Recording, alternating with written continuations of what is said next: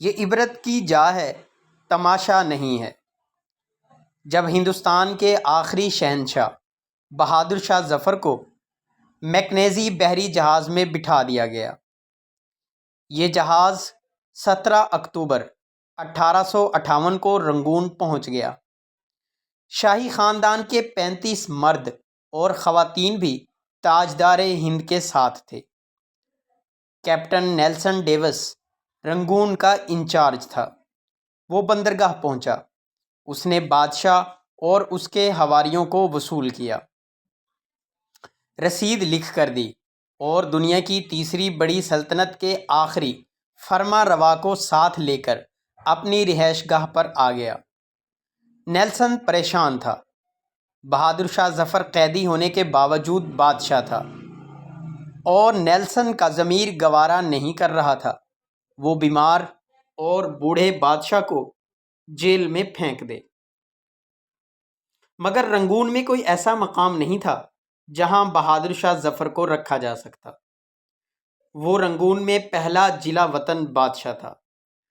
Nelson Davis نے چند لمحے سوچا اور مسئلے کا دلچسپ حل نکال لیا۔ نیلسن نے اپنا گھر کا گیراج خالی کرایا اور تاجدار ہند، ضلع سبحانی اور تیموری لہو کے آخری چشم و چراغ کو اپنے گیراج میں قید کر دیا۔ بہادر شاہ ظفر 17 اکتوبر 1858 کو اس گیراج میں پہنچا اور 7 نومبر 1862 تک 4 سال اسی میں رہا۔ یہ 7 نومبر کا خنک دن تھا اور سن تھا 1862۔ بدنصیب بادشاہ کی خادمہ نے شدید پریشانی میں کیپٹن نیلسن ڈیوس کے دروازے پر دستک دی۔ اندر سے اردلی نے برمنی زبان میں اس بدتمیزی کی وجہ پوچھی۔ خادمہ نے ٹوٹی پھوٹی برمی میں جواب دیا، ضلع سبحانی کا سانس اکھڑ رہا ہے۔ اردلی نے جواب دیا، صاحب کتے کو کنگھی کر رہے ہیں، میں انہیں ڈسٹرب نہیں کر سکتا۔ خادمہ نے اونچی آواز میں رونا شروع کر دیا۔ اردلی اسے چپ کرانے لگا مگر آواز نیلسن تک پہنچ گئی۔ وہ غصے میں باہر نکلا۔ خادمہ نے نیلسن کو دیکھا تو وہ اس کے پاؤں میں گر گئی۔ وہ مرتے ہوئے بادشاہ کے لیے گیراج کی کھڑکی کھلوانا چاہتی تھی۔ بادشاہ موت سے پہلے آزاد اور کھلی ہوا کا ایک گھونٹ بھرنا چاہتا تھا۔ نیلسن نے اپنا پسٹل اٹھایا، گارڈز کو ساتھ لیا، گیراج میں داخل ہو گیا۔ بادشاہ کی آخری آرام گاہ کے اندر بدبو، موت کا سکوت اور اندھیرا تھا۔ اردلی لیمپ لے کر بادشاہ کے سرہانے کھڑا ہو گیا۔ نیلسن آگے بڑھا۔ بادشاہ کا کمبل آدھا بستر پر تھا اور آدھا فرش پر۔ اس کا ننگا سر تکیے پر تھا لیکن گردن ڈھلکی ہوئی تھی۔ آنکھوں کے ڈیلے پیوٹوں کی حدود سے باہر ابل رہے تھے۔ گردن کی رگیں پھولی ہوئی تھیں۔ خشک اور زرد ہونٹوں پر مکھیاں بھن بھنا رہی تھیں۔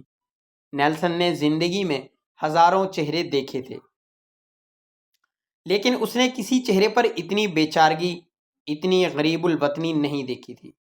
وہ کسی بادشاہ کا چہرہ نہیں تھا، وہ دنیا کے سب سے بڑے بھکاری کا چہرہ تھا، اور اس چہرے پر ایک آزاد سانس، جی ہاں، صرف ایک آزاد سانس کی اپیل تحریر تھی، اور یہ اپیل پرانے کنویں کی دیوار سے لپٹی کائی کی طرح ہر دیکھنے والی آنکھ کو اپنی گرفت میں لے لیتی تھی۔ کیپٹن نیلسن نے بادشاہ کی گردن پر ہاتھ رکھا۔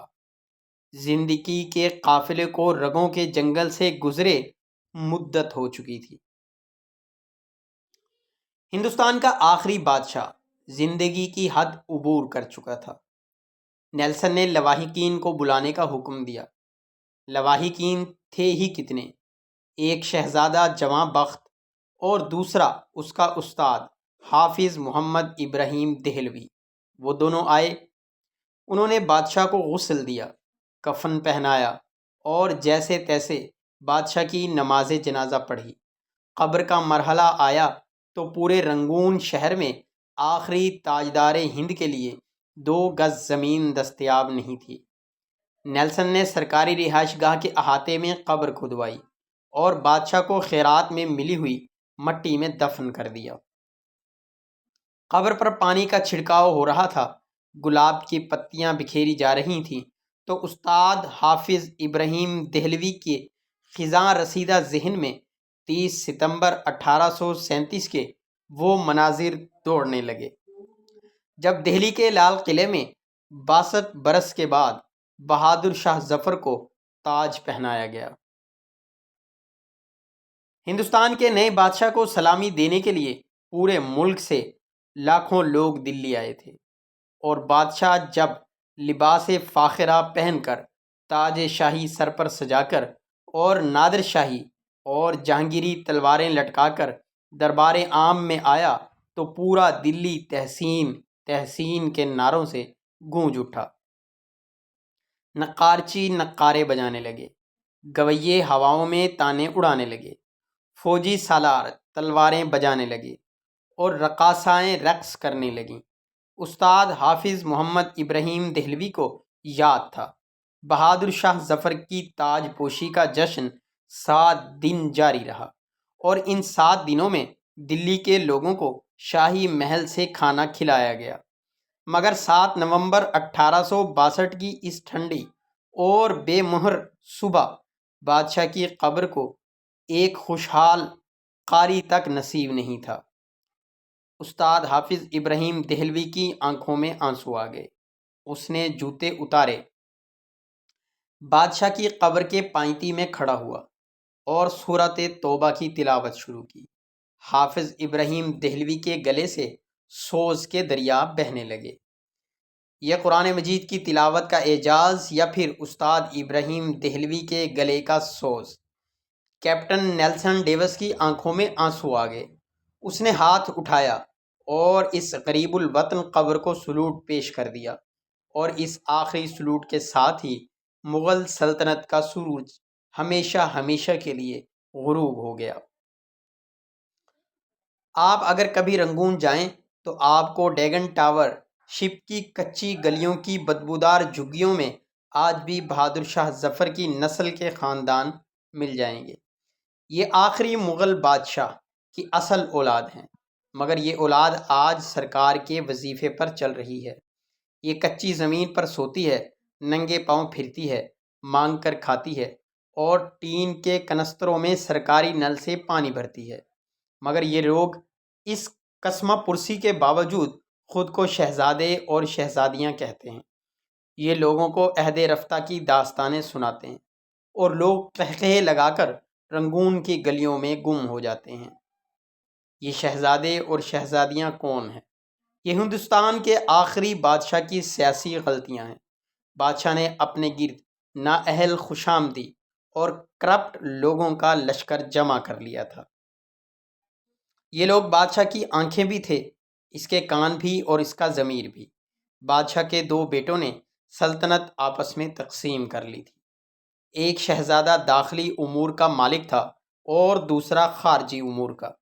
دونوں کے درمیان لڑائی بھی چلتی رہتی تھی، اور بادشاہ ان دونوں کی ہر غلطی، ہر کوتاہی کو معاف کر دیتا تھا۔ عوام کی حالت انتہائی ناگفتہ بے تھی۔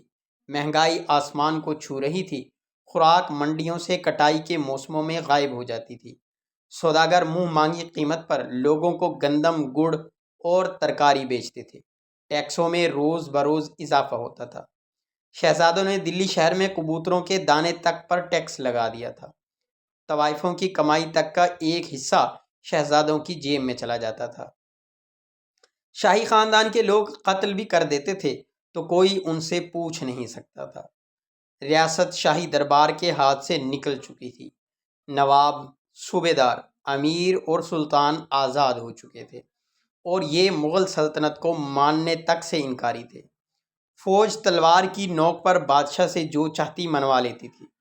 عوام بادشاہ اور اس کے خاندان سے بیزار ہو چکے تھے۔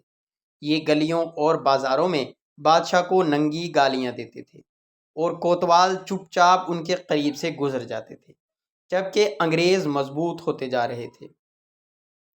یہ روز معاہدہ توڑتے اور شاہی خاندان وسیع تر قومی مفاد میں انگریزوں کے ساتھ نیا معاہدہ کر لیتا تھا۔